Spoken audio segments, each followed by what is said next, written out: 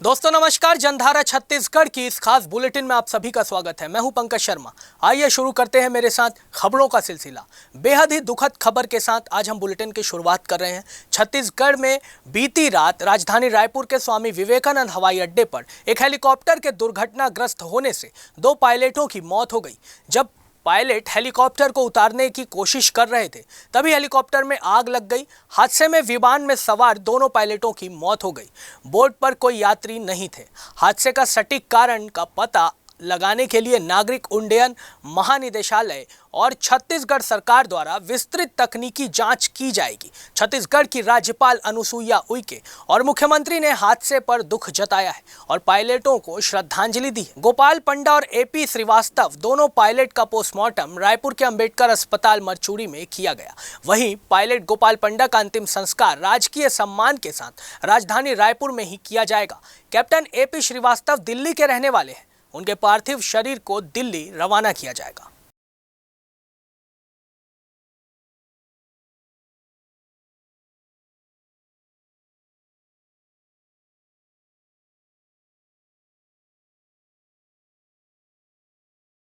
पांच राज्यों के चुनाव में मिली करारी हार के बाद कांग्रेस की हालत काफी नाजुक हो गई है। इसलिए राजस्थान के उदयपुर में आज से 3 दिन तक लगातार चिंतन शिविर का आयोजन कांग्रेस करने जा रही है। वहीं देश भर से कांग्रेस जन बड़ी संख्या में इस चिंतन शिविर में शामिल होंगे। छत्तीसगढ़ से सांसद दीपक बैज, छाया वर्मा, ज्योत्सना महंत कल ही उदयपुर के लिए रवाना हो गए। चिंतन शिविर की अध्यक्षता सोनिया गांधी कर रही है और इस बैठक में ऐसे कई मुद्दों पर बात की जाएगी जिससे कांग्रेस को वापस मजबूत बनाया जा सके। इसी के साथ आने वाले दिनों में कांग्रेस में बड़े बदलाव देखने को भी मिलेंगे। इस शिविर में छत्तीसगढ़ के मुख्यमंत्री भूपेश बघेल और पीसीसी चीफ मोहन मरकाम के साथ ही स्वास्थ्य मंत्री टीएस सिंहदेव सहित कांग्रेस सांसद भी शामिल होंगे।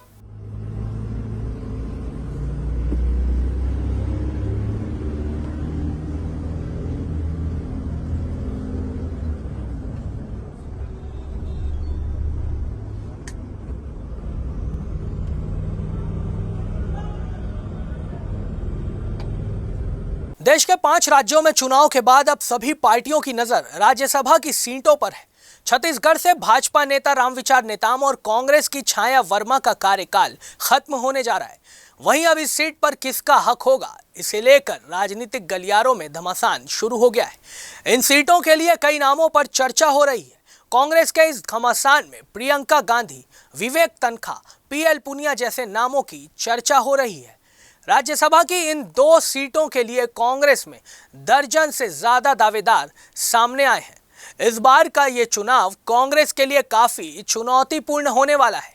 इसी के साथ कांग्रेस को अपना हर कदम फूंक कर रखना होगा और जातिगत समीकरण साधना बेहद चुनौती भरा हो सकता है। दूसरी ओर चरणदास महंत ने भी राज्यसभा की सीट का उम्मीदवार बनने की खुलकर इच्छा जताई है, मगर ये कांग्रेस आलाकमान इन सीटों के उम्मीदवार तय करेगा।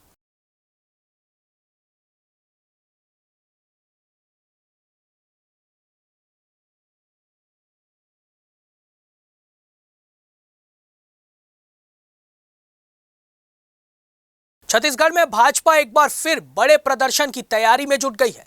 छत्तीसगढ़ की कांग्रेस सरकार के खिलाफ भारतीय जनता पार्टी के कार्यकर्ता और पूर्व मंत्री सीएम निवास का घेराव करेंगे और 16 मई से जेल भरो आंदोलन की शुरुआत करेंगे। सबसे पहले मरीन ड्राइव, फाफाडी, आजाद चौक और कालीबाड़ी में भाजपा कार्यकर्ता एकजुट होंगे। इस आंदोलन में पूर्व मंत्री बृजमोहन अग्रवाल, राजेश मूणत, श्रीचंद सुंदरानी और देवजी भाई पटेल नेतृत्व करेंगे। जहां प्रशासन ने धरना प्रदर्शन के लिए नए नियम लागू किए थे, वहीं भारतीय जनता पार्टी बिना अनुमति के धरना प्रदर्शन करने वाली है। वहीं भाजपा का ये विरोध धार्मिक आयोजनों के रोक पर किया जा रहा है।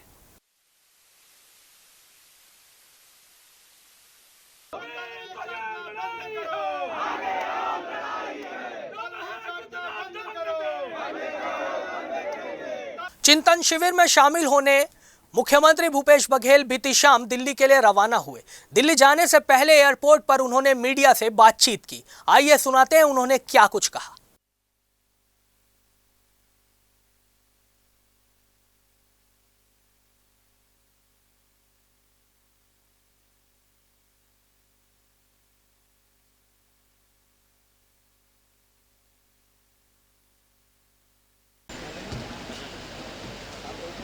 अच्छा ठीक। आज दिल्ली जा रहा हूँ और दिल्ली में पूरे एआईसीसी के लोग राहुल जी के नेतृत्व में सब ट्रेन से बैठ के जाएंगे और रास्ते भर चर्चा भी होगी, क्योंकि शाम को 7 बजे से लेकर सुबह 6 बजे तक के सब साथ में रहेंगे, तो सोने से पहले तो सबसे मुलाकात हो भी जाएगी ट्रेन में। और कल से ही सब असेंबल होंगे, चिंतन शिविर की शुरुआत होगी और फिर अलग अलग ग्रुप में बांटा जाएगा, जिसमें डिस्कशन होगा। जो 400 डेलीगेट आएंगे उनको अलग अलग ग्रुप में बांटा जाएगा और 6 विषय है जिसमें चर्चा होगी, जिसमें जैसा कि मैं कल भी बताया था। मुख्यमंत्री भूपेश बघेल ने मनरेगा के रोजगार सहायकों का मानदेय 5,000 और 6,000 रुपए से बढ़ाकर कलेक्टर दर के अनुसार 9,540 रुपए करने की घोषणा की है। मुख्यमंत्री ने रोजगार सहायकों की सेवा शर्तों से संबंधित मांगों पर कहा कि इस संबंध में राज्य स्तर पर गठित समिति से प्रतिवेदन प्राप्त होने के बाद निर्णय लिया जाएगा। मुख्यमंत्री ने अपने निवास कार्यालय में मनरेगा रोजगार सहायकों के प्रतिनिधि मंडल से चर्चा के दौरान ये घोषणा की।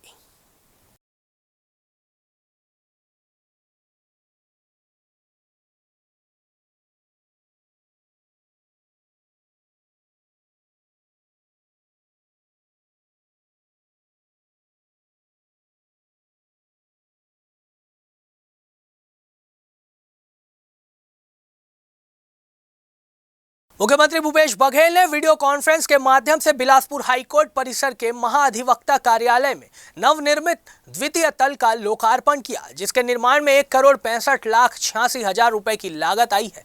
लोकार्पण कार्यक्रम में महाअधिवक्ता कार्यालय बिलासपुर से छत्तीसगढ़ के एडवोकेट जनरल सतीश चंद्र वर्मा, अतिरिक्त महाअधिवक्ता अमृतो दास सहित विधि अधिकारी कर्मचारी वीडियो कॉन्फ्रेंस के माध्यम से जुड़े थे।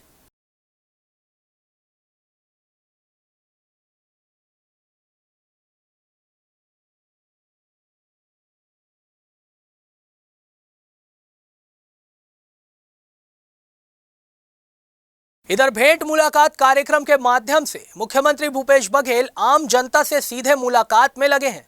सरगुजा संभाग के 7 विधानसभाओं का दौरा करने के बाद अब वे बस्तर संभाग का दौरा करेंगे।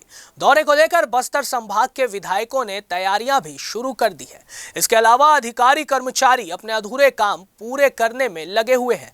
बस्तर दौरे को लेकर सीएम भूपेश बघेल का बयान भी सामने आया। उन्होंने क्या कुछ कहा, चलिए आपको सुनाते हैं।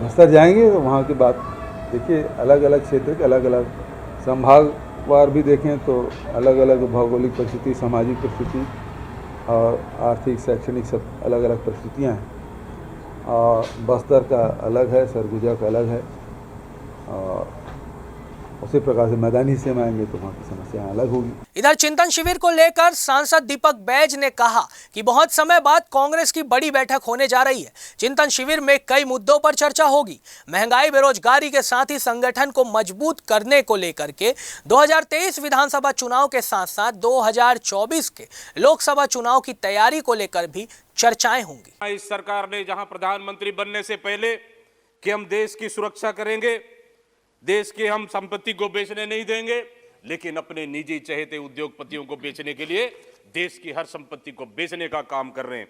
माननीय सभापति महोदय, इस बजट में माननीय प्रधानमंत्री जी, वित्त मंत्री जी, पूरी सरकार ने महंगाई कम करने का उल्लेख नहीं किया।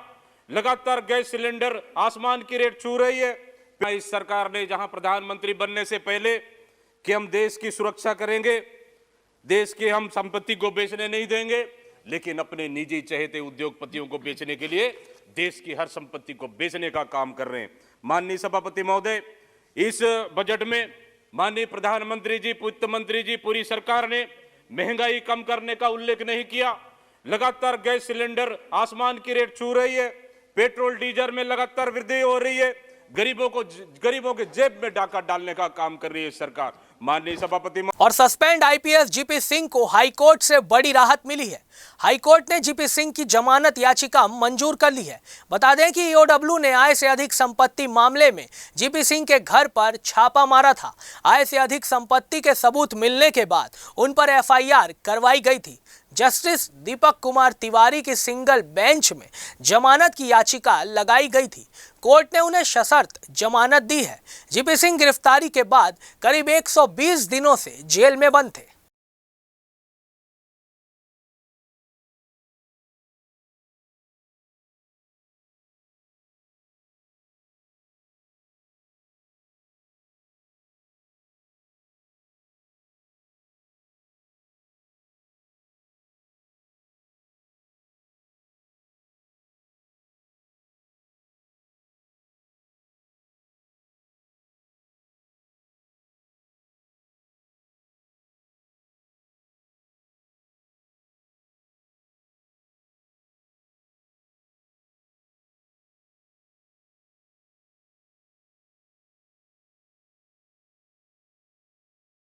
बिलासपुर में कांग्रेस ने बंद किए गए रेल स्टॉपेज को फिर से शुरू करने, यात्री ट्रेनों को बंद करने के विरोध में कल प्रदर्शन किया।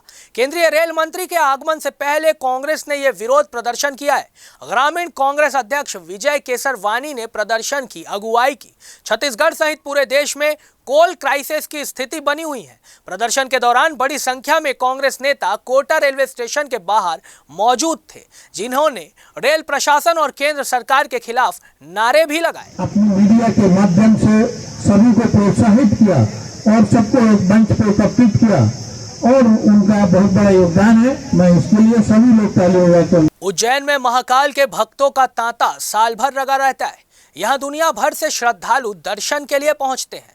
इसे ध्यान में रखते हुए अब काशी के विश्वनाथ मंदिर की तर्ज पर महाकाल मंदिर के बाहर भव्य कॉरिडोर का निर्माण किया जा रहा है। यहाँ हो रहे कार्यों का जायजा लिया आज की जनधारा ग्रुप के प्रधान संपादक सुभाष मिश्र ने। तो आप भी हमारी खास रिपोर्ट में देखिए कि कैसे सज रहा है बाबा महाकाल का दरबार।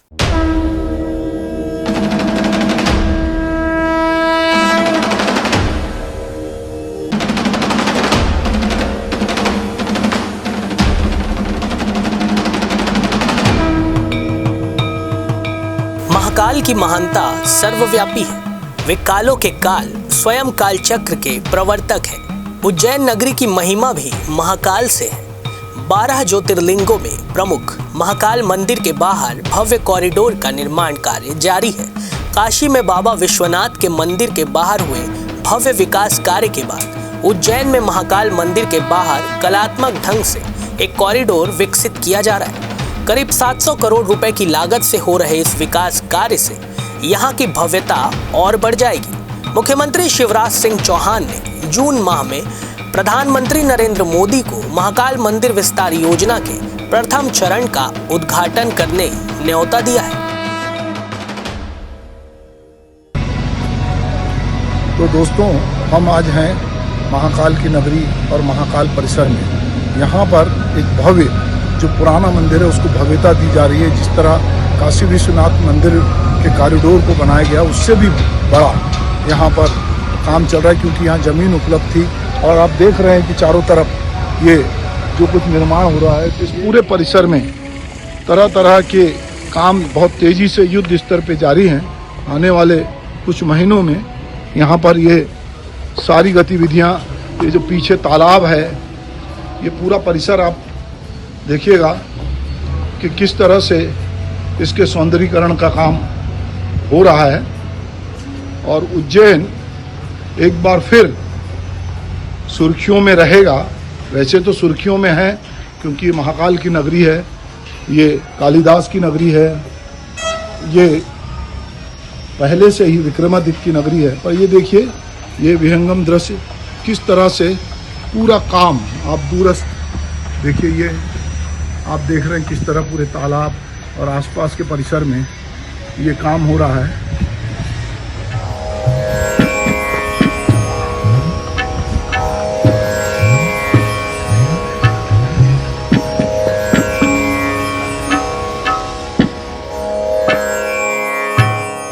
इस कॉरिडोर के बनने से महाकाल मंदिर का परिसर जो अभी 2 हेक्टेयर का है वो बढ़कर 20 हेक्टेयर का हो जाएगा। महाकाल कॉरिडोर प्रोजेक्ट के तहत रुद्र सागर की तरफ 920 मीटर लंबा कॉरिडोर, महाकाल मंदिर प्रवेश द्वार, दुकानें, मूर्तियों का निर्माण जैसे काम हो रहे हैं। इस कॉरिडोर में भगवान शिव, गणेश, हनुमान के बेहद कलात्मक मूर्तियां बनाई जा रही हैं। इस प्रोजेक्ट के तहत सप्त सागरों में शुमार प्राचीन रुद्र सागर की सफाई का कार्य भी शुरू हो गया है। सफाई उपरांत इसमें नर्मदा शिप्रा नदी का उपचारित जल भरा जाना है। नीलकंठ वन के निर्माण की भी तैयारी है। श्रद्धालुओं के लिए 1700 वाहनों की पार्किंग की व्यवस्था भी बनाई जा रही है। महाकाल मंदिर को सोलर पैनल से लैस किया जा रहा है। साथ ही यहाँ लेजर और लाइट एंड साउंड शो का आयोजन किया जाएगा। इस तरह महाकाल कॉरिडोर काशी विश्वनाथ कॉरिडोर से भी काफी बड़ा आकार ले रहा है।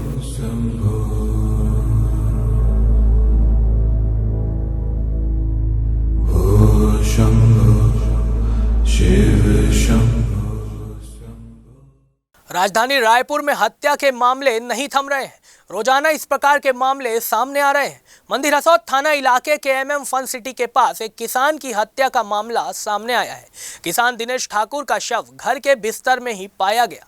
पुलिस ने बताया कि मृतक के सिर में गंभीर चोटों के निशान हैं, जिसे देखकर लग रहा है कि किसी वजनी चीज से उनके सिर पर हमला किया गया है। फिलहाल मंदिर हसौद थाना पुलिस मर्ग कायम कर जांच में जुटी हुई है। देखिए, मंदिर हसौद थाना क्षेत्र के पीपरहट्टा गांव का मामला है। दिनेश ठाकुर नाम का व्यक्ति था, 50 वर्ष इसकी उम्र थी और रात में इसका शव उसके घर में मिला है। इसमें मंदिर हसौद थाने को इसकी सूचना मिली पर इसमें मर्ग और अपराध पंजीबद्ध कर लिया गया है। सिर में इसके चोट है और अभी प्रथम दृष्टया हत्या का मामला प्रतीत हो रहा है। इसमें अब जांच की जा रही है। आरोपी के संबंध में अभी कोई जानकारी नहीं मिली है, विवेचना की जा रही है। कुछ विवाद वगैरह सामने है जैसे पारिवारिक? इसमें नहीं, अभी तो जाँच इसकी की जा रही है। जाँच के पश्चात ही स्थिति स्पष्ट हो पाएगी। छत्तीसगढ़ के रायगढ़ जिले में वन विभाग के तृतीय श्रेणी लिपिक कर्मचारी अपनी 10 सूत्रीय मांगों को लेकर धरने पर हैं। लिपिकों के हड़ताल से विभागीय कामकाज प्रभावित हो रहा है। बता दें कि इससे पहले भी वन लिपिक वर्गीय कर्मचारी संघ ने 2019 में 17 दिनों तक अनिश्चितकालीन हड़ताल की थी। कर्मचारियों की मांग है कि वन सेवा भर्ती नियम को अद्यतन कर लेखापाल के 317 पदों को सहायक ग्रेड 1 और सहायक ग्रेड 1 के 78 पदों को लेखा अधीक्षक के पद में समाहित किया जाए। दूसरी प्रमुख मांग छत्तीसगढ़ राज्य के राजस्व विभाग की भांति अधीक्षक पद को राजपत्रित अधिकारी का दर्जा दिए जाने की है। हो रहा है और अकाउंट लेखा समायोजन नहीं पा रहा है। आप भी पद में हैं क्या? पद में है, सचिव हैं आपका लेते हैं, है ना? और आप ये चीज़ बता दीजिएगा कि कहाँ आंदोलन में बैठे? हम लोग 27 तारीख से लगातार आंदोलन में बैठे हैं। आज 16वां दिन है। हमारे 10 मांगे हैं, जिनमें से प्रमुख मांग है कि लेखापाल को सहायक ग्रेड 1 में और सहायक ग्रेड 1 को लेखाधीक्षक पद के पद पर पदोन्नति पद परिवर्तन किया जाए। और दूसरी मांग है वन लिपिक के पद नाम के हिसाब से शासकीय आवास निर्माण किया जाना। ये हमारे मुख्य मांग है, जिसमें से कंप्यूटर ऑपरेटर का पदोन्नति के चैनल है।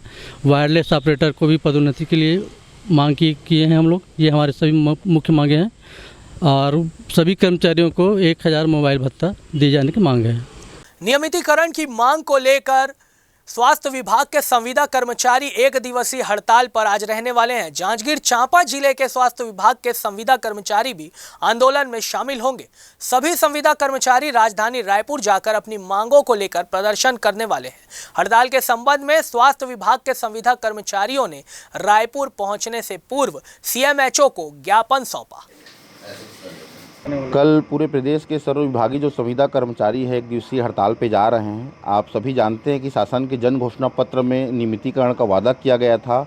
आज सरकार के 3 साल से ज़्यादा समय बीत चुका है और बीच में भी हमने हड़ताल किया था तो उन्होंने कहा कि समय सही नहीं है, आगे इनका किया जाएगा। आप लोगों की नियमितीकरण की बात कही थी और समय निकलता जा रहा है। हम प्रशासन को अपना ध्यानाकर्षण के लिए पूरे प्रदेश के लोग कल 1 दिवसीय हड़ताल में रायपुर में जमा हो रहे हैं और हमारी मांगों पर निराकरण करने के लिए सरकार को मांग पूरी करे, हम यही निवेदन करते हैं। और राजनांदगांव जिले में महापौर हेमा देशमुख ने कल 25,61,000 रुपए के घाटे का बजट पेश किया। बजट शुरू होते ही विपक्ष दल भाजपा ने जमकर हंगामा मचाया, जिसके बाद भाजपा पार्षद गगन आइच को निलंबित कर दिया गया, जिससे भाजपा पार्षद दल सभापति के आसन तक पहुंच गए और हंगामे के बीच भारतीय जनता पार्टी और कांग्रेस पार्षदों के बीच धक्का मुक्की भी हुई, जिससे माहौल काफी गर्मा गया।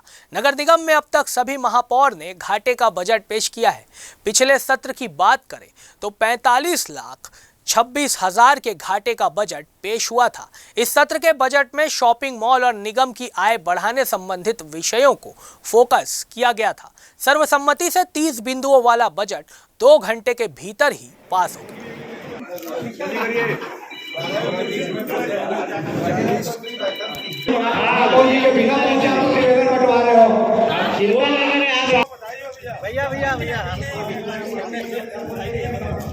इस प्रकार घाटे का बजट 25,61,000। बैठक में हंगामा हो रहा है क्योंकि महापौर ने पिछले 2 बजट की तरह इस बार भी पूरे झूठे वादों के साथ में बजट लेकर आई है। महापौर जी के हेमा देशमुख जी जब से महापौर बनी है नगर निगम को राज्य शासन से, जबकि राज्य में उनकी खुद की सरकार है, कांग्रेस की सरकार है, भूपेश बघेल जी की सरकार है, 5 करोड़ रुपए अधोसंरचना मद में और 5 करोड़ रुपए राज्य परिवर्तित मद में मिला है। आज जो बजट महापौर जी ने प्रस्तुत किए मालूम है कितने का? आप टोटल करेंगे तो 1,04 करोड़ और 20 लाख रुपए का बजट प्रस्तुत करी है। 2.5 साल में महापौर को यदि 5-5 करोड़ रुपए 2 योजनाओं में मिलता है तो 1 अरब रुपया, मतलब जैसे पहले बजट में महापौर जी बोली थी कि सपनों का शहर बनाऊंगी, महापौर जी रात में सोती है, सपना आता है, सुबह बजट में शामिल कर देती है। बात ये कि अपन बजट की चर्चा करने अध्यक्ष महोदय से चर्चा कर रहे थे भाग लेने के लिए, लेकिन उसी समय राजा तिवारी जी द्वारा पार्षद डॉक्टर रमन जी के मुर्दाबाद बोला, इसी का हमने विरोध किए। किस बात की गाली दे रहे हो डॉक्टर रमन को? यहाँ के गाली किस काम के दे रहे? बजट का मामला, बजट में चर्चा कीजिए आप। वो गाली गलोच की इसी बात पर धक्का मुक्की हुई। डॉक्टर उनके मुर्दाबाद पर नारे लगा रहे थे, इसी बात पर उनसे धक्का मुक्की और सब हंगामा खड़ा हो गया। हमने आज बजट पेश किया। करीब 465 करोड़ 67 लाख का ये बजट है। इसमें हमने सुविधाओं को ध्यान रखते हुए आर्थिक रूप से सशक्त करने के लिए बजट रखा है। उसमें हमारा मुख्य रूप से गुड़ाखो लाइन में शॉपिंग कॉम्प्लेक्स का है, क्योंकि 15 साल में किसी ने यहाँ नगर निगम को आर्थिक रूप से सुदृढ़ करने के लिए किसी ने कोई काम नहीं किया, लेकिन अब हमको जरूरत हो गई है हम लोगों को आर्थिक रूप से सुदृढ़ करें, खासकर नगर निगम को। तो इस बुलेटिन में फिलहाल इतना ही। आप देखते रहिए VIP न्यूज़।